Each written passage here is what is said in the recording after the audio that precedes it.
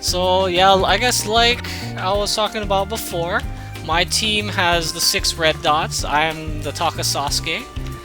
And Dark M has the second Hokage. His team has 6 blue dots.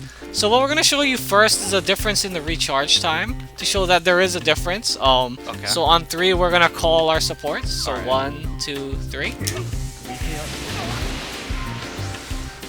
Alright. Okay.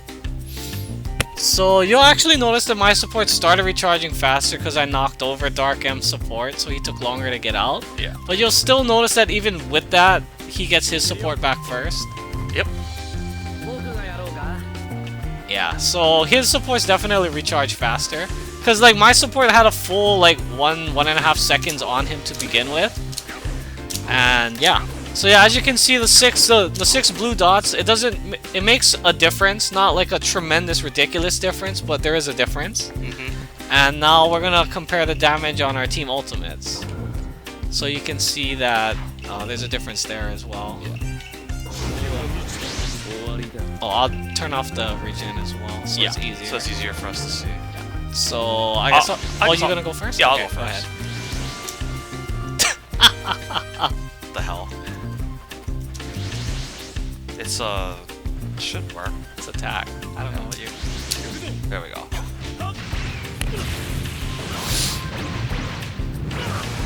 Yeah, so this is a 0 dot team ultimate.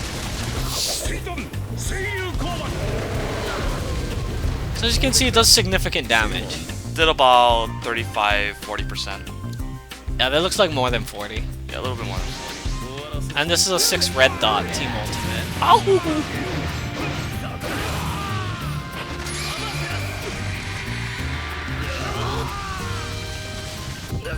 And that does over half. Yeah. So yeah, as you can see, there is definitely a difference in damage. Again, not like staggering and game ending, but there's definitely a difference. So I'm gonna go back into character select so we can show you a bit of the purple dot now. I'm gonna be picking 1 support teams now. So again, I have a 6 red team for Sasuke. You're gonna do Guy Lee. Is that still all purples? Yeah, except I'm gonna do Lee Guy, because Lee doesn't get enough love. Okay. Okay, and whatever, same place.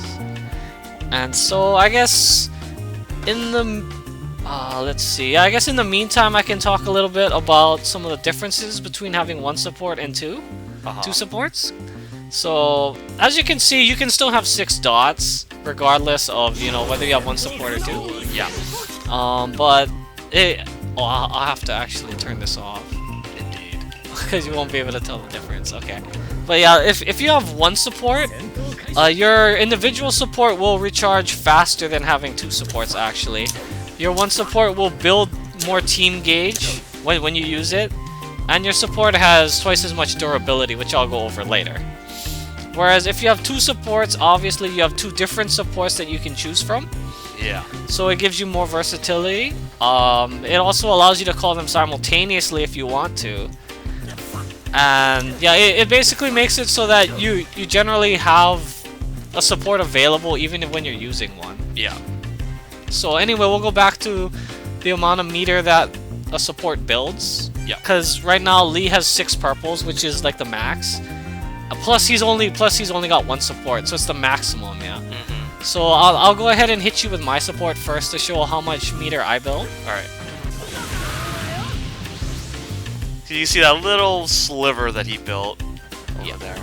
And now you go ahead and hit me with yours. Yeah, you can see that there's a slight difference, but it really shows when we do the next one. So, so I'm gonna go ahead and hit you with another one. You'll see my bar is about a quarter full now. Yeah.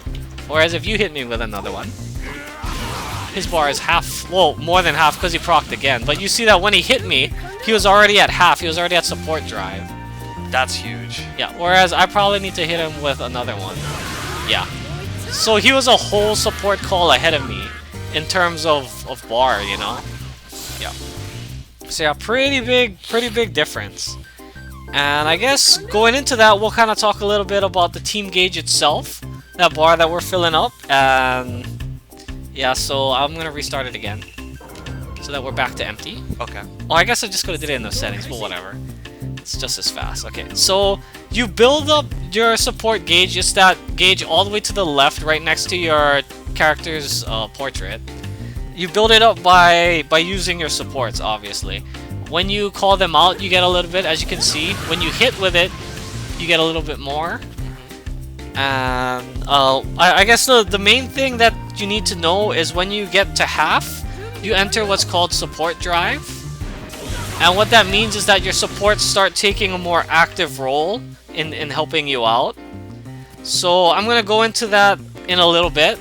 But suffice it to say that support drive, it allows you to expand on what you can do, and your supports really help you to become more of a threat. And then once you're in support drive, they'll start to do their alternate functions, and you can continue building up your bar until you get to maximum like I am now. Yeah. And when you're at maximum, it only lasts for a certain duration until you automatically drain to nothing. But during that time, you can actually use your team ultimate jutsu for the same chakra cost as an ultimate jutsu. Yep. And that's basically like your ultimate attack, where your whole team goes in on them, as you saw us do earlier. And as you can see right there, it runs out automatically, like how I said. Unfortunately, there's still no... Is there a timer for that yet? I don't think so. Okay. Yeah, but yeah, also the other thing to note is obviously if you land your team ultimate jutsu, it goes back down to 0 right after, regardless of how much time you had left. Yeah, so it doesn't let you get too off. Yeah, that would be ridiculous. Okay, and with that, I guess we'll go into the different support types now and how they help you, you know, with relation to that support drive we just talked about. Alright. There's 3 different types of support types. There's the attack type, the top one, the red one. There's guard type, the middle, the blue one. And there's balance type, the bottom, the green one. And each one of them does different things for you, depending on you know what you picked. Your support itself, the assist that comes out, it's always the same, regardless of what type you call. It's just what like passive functions they do for you change. Okay, so there's a couple of different kinds of things they can do. There are non-cinematic functions that your supports can do that I guess will not happen if you called your support and they're already on screen. Yeah. So they can't like double task, you know, they're either doing nothing and they can do it, or they're on screen trying to do their attack so they can't do that. Okay.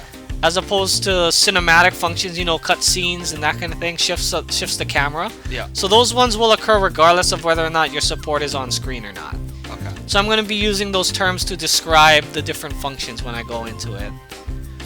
And then I guess the other thing that is kind of common sense but just important to note is that whenever you do any of these additional functions related to their types, you build up support drive with it. So if you're trying to preserve support drive, you want to try to minimize how much you do these. Whereas if you're trying to get to your team ultimate jutsu, you want to do these as much as possible. Yeah.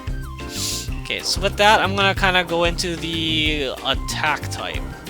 Okay, so here we are. So as you can see, we both have attack type supports, 2 of them, because I'm going to be going over the attack type first. So I'm going to go ahead and set our team gauge to maximum so that we always have access to those passive functions that we talked about. Okay. Okay, so the first of 2 functions that the attack type does is called ground combo. Okay. And basically that's something that your support will do.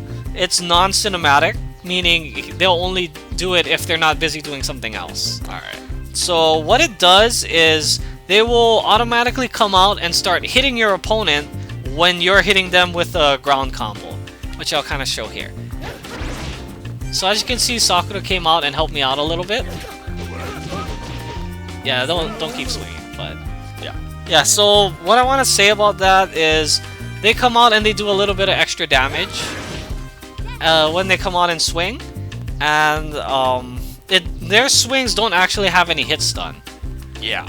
So if you stop swinging for whatever reason and they have a long animation, your opponent can actually block the rest of it or move or whatever they want to do. Like that doesn't actually interrupt them.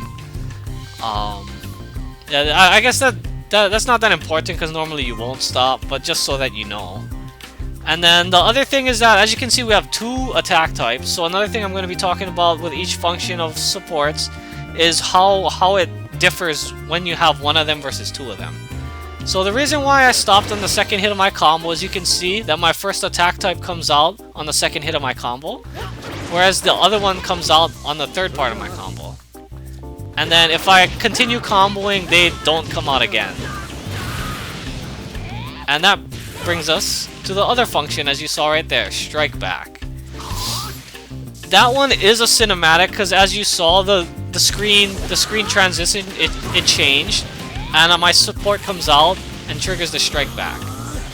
So what that means is that even if my support was already out, like say if I call out the support, so she was already on screen, right? Oh, I guess it's probably better if I call her after, so I'll go ahead and do that. Well, that's gonna kill me though if you do it again. No, it won't. There we go. Okay, so yeah. I'm gonna go ahead and hit him with a bomb this time because it's easier to control. And alright, she's the one that's out first. I gotta use her first. Oh, let's make this easier. Okay, so I'm gonna go ahead and call Sakura and hit you with a bomb. So normally she shouldn't be able to do her function.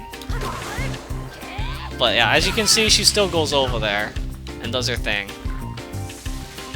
And as you can see, what happens is, like, when I knock him away with something, my support comes out and basically knocks him back into me and allows me to keep doing stuff to him. Yep.